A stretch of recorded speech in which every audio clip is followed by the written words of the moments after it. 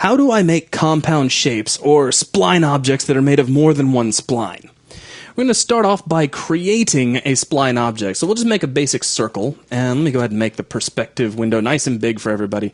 So we'll just draw out a circle like so. Now let's say I want to create another spline object that is actually a part of this object and not something separated. Well, you'll notice over here inside of your Create panel, you have the Start New Shape button that is automatically checked.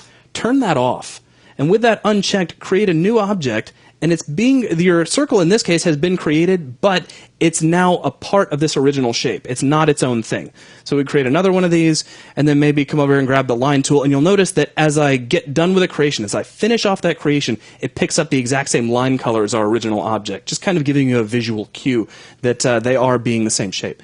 So let's maybe create some really cool looking shape, and we'll go ahead and close that, and that's just awesome. So now we'll right click and notice all three of these spline objects have the exact same color. If I deselect and select any one of them, all of them become selected. So as I try to move them around, notice they are all the same shape. So we can go up under the Modify panel. Let's drop on, say, an Extrude modifier, and we'll give that a little bit of an amount, and you can see how that responds. Because all of these spline objects were planar, the extrusion takes them into account.